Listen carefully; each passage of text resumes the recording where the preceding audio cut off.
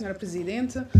Cumprimentar o Dr. Abel Ferreira, da Associação de Emitentes, e referir que agradecer também o contributo que a Associação fez neste processo de processo legislativo para a transposição e adaptação dentro do âmbito do abuso do mercado, enquanto stakeholder essencial também na análise do projeto legislativo do Governo.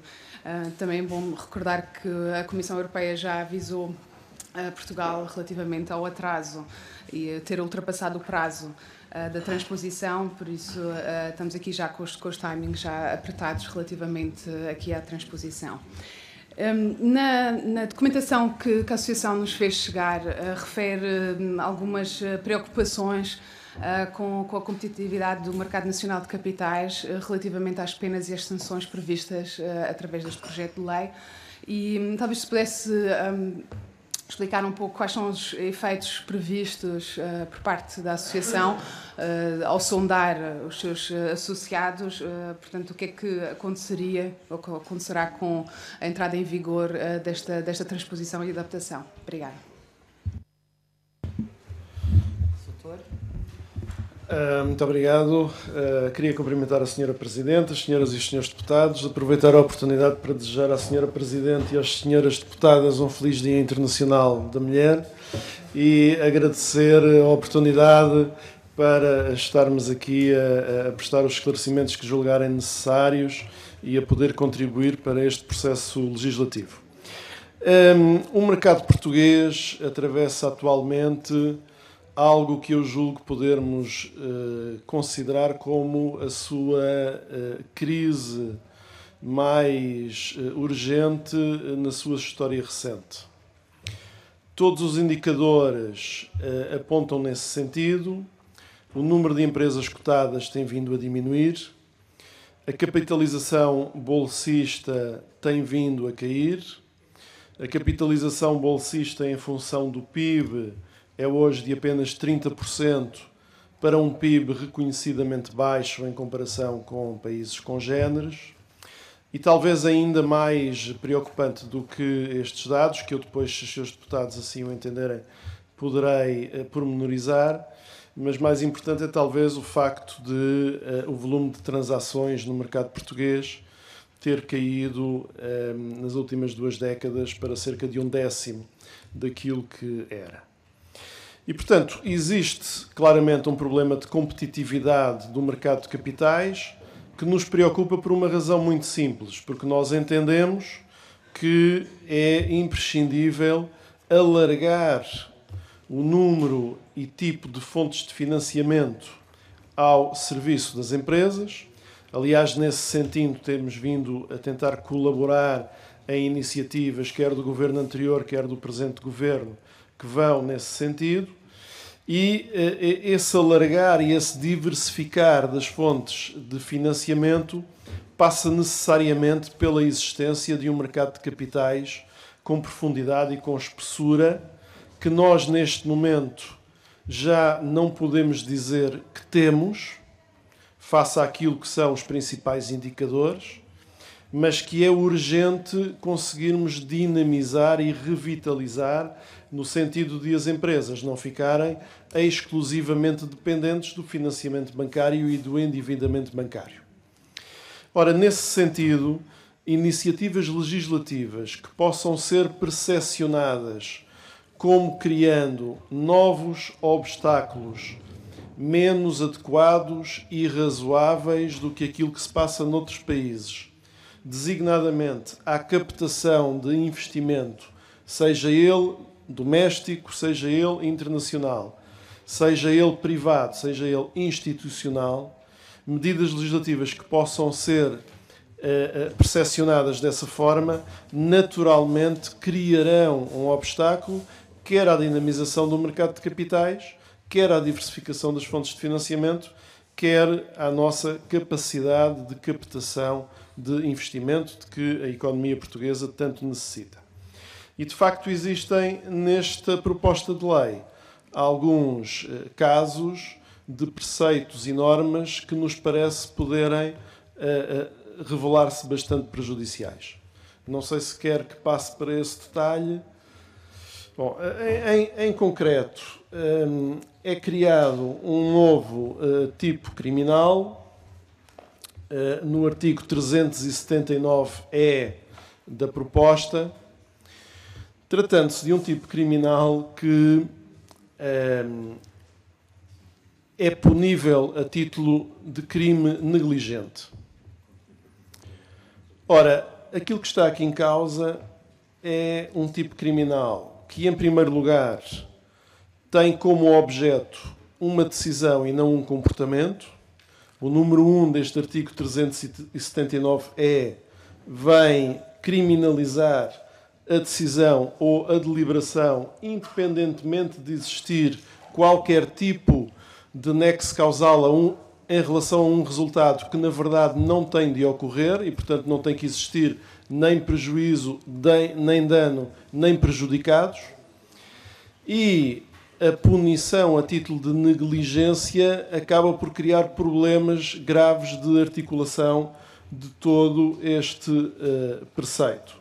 Designadamente, porque além de se referir apenas a uma decisão, ou seja, a um momento muito precoce daquilo que seria o enfoque penal, refere-se também a uma decisão tomada com base em informação que pode ser alheia e que pode ser informação financeira, económica ou jurídica, sendo que a informação financeira é normalmente da responsabilidade das entidades que a produz, mas a informação económica e jurídica é também normalmente apresentada por entidades externas e, portanto, está a imputar-se uma conduta criminal relativamente à informação preparada, produzida e apresentada por terceiros.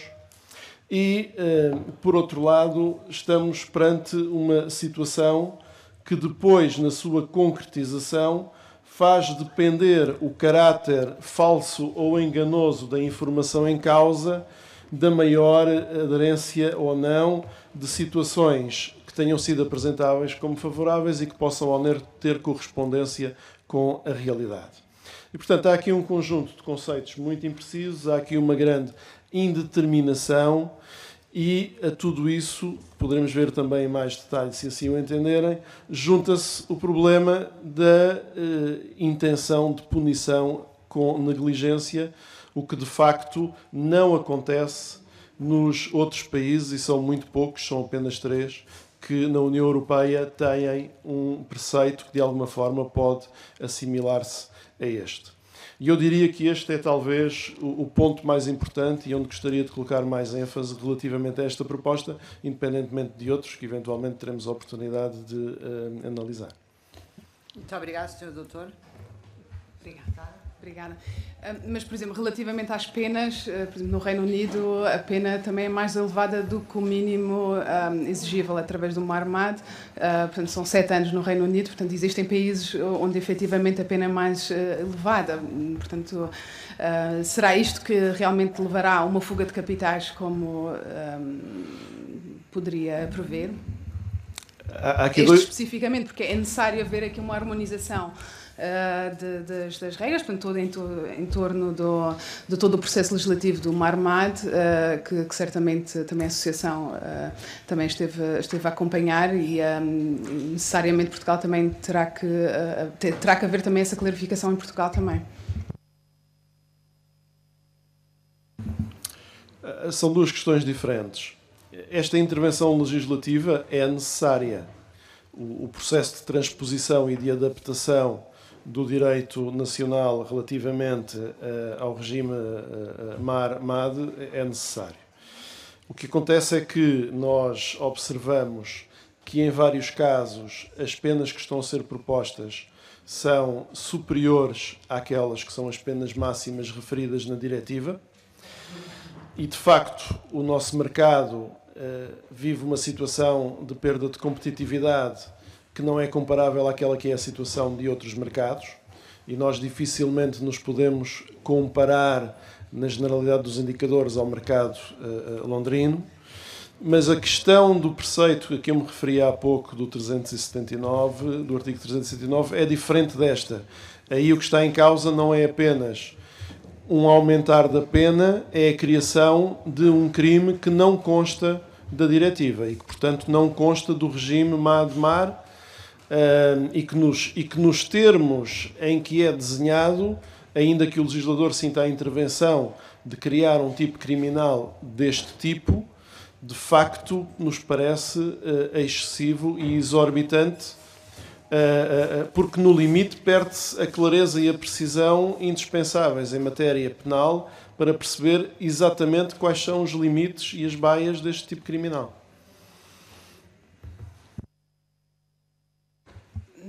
Teria ainda uma outra questão relativamente também à percepção dos associados.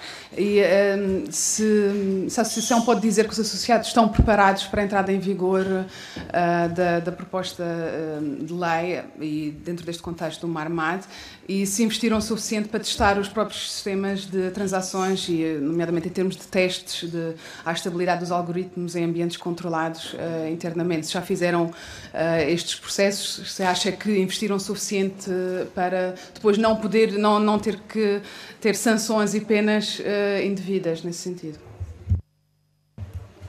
Repara, há aqui um esforço a realizar que não é, em primeiro lugar, das empresas cotadas, mas é de vários stakeholders do sistema, designadamente de intermediários financeiros e de reguladores.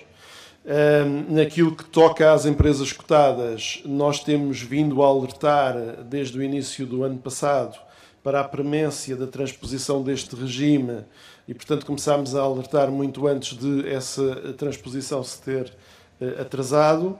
Naturalmente, as empresas têm vindo a dar passos no sentido da sua adaptação a este regime, sendo certo que só poderão fazê-lo em concreto e de forma definitiva e final quando o regime existir. E neste momento aquilo que temos é, de facto, o Regulamento Europeu, que é de aplicação direta e que está em vigor, mas falta-nos toda esta parte de transposição da diretiva e falta-nos também, na nossa opinião, depois uma parte de articulação e eventual revisão da regulamentação da CMVM, que de algum modo sofre o impacto destas matérias. E, portanto, no fundo, a melhor resposta será talvez dizer que, naquilo que esta matéria tem de ver com a necessidade de cumprimento da lei, é evidente que as empresas cotadas estão preparadas para a sua entrada em funcionamento, na medida em que cumprem a lei já hoje, independentemente daquilo que venham a ser os novos tipos criminais. O que nos preocupa é o risco jurídico associado ao surgimento em Portugal de tipos criminais difíceis de explicar e difíceis de perceber e que pode, em muitos casos, depois suscitar na dúvida, principalmente junto de investidores internacionais e investidores institucionais, relativamente a qual é o ambiente jurídico naquele que vão entrar. Nós hoje em dia, isto é um exemplo que poderá parecer comezinho, mas que tem a sua relevância, nós hoje em dia, por dever de ofício, recebemos quase diariamente, semanalmente, informação sobre aquilo que são as alterações legislativas noutros países e muitas vezes recebemos de consultores, de associações, de escritórios de advogados, de entidades deste tipo e muitas vezes aquilo que se trata é tentar colocar em 1 ou 2 páginas a informação sobre diplomas que são extraordinariamente extensos e complexos. E não apenas fazer essa síntese, mas também conseguir que os destinatários leiam a informação que é enviada. E, portanto, muitas vezes essas informações circulam com um certo grau de sensacionalismo e de imprecisão. O que significa que se nós, por nossa parte, de alguma forma, permitirmos que esse sensacionalismo e essa imprecisão possam ser construídos em cima de textos legais que eles próprios suscitem dúvidas, naturalmente isso vai poder ser utilizado num sentido que se revelará prejudicial ao nosso mercado, designadamente se um investidor internacional perguntar em que condições é que eu posso investir em Portugal e a resposta que lhe for dada for, por exemplo, a primeira condição é ter muito cuidado porque uma mera decisão pode levar a uma pena de prisão de 8 anos. E, portanto, há que ter aqui, de facto, alguma prudência e tentar encontrar um sentido de equilíbrio. A intervenção legislativa é necessária, mas ela deve, de facto, ponderar não apenas aquilo que é a sua necessidade, mas também a necessidade de algum modo, proteger o mercado e a reputação e a credibilidade do mercado. Na documentação que remeteu aqui à COFMA, refere que no exercício da transposição e da adaptação que Portugal acaba por ir além, digamos assim, das noções do MARMAD, sem tomar as necessárias contrapartidas possíveis neste caso, para emitentes. O que género de contrapartidas é que se refere nessa documentação? Possíveis? Eu julgo que a expressão que utilizamos foi que havia aqui um excesso legislativo em comparação com o padrão europeu, sem que daí resultassem vantagens oferíveis, quer para as empresas emitentes, quer para os investidores, quer para os restantes stakeholders e, em particular, para o mercado.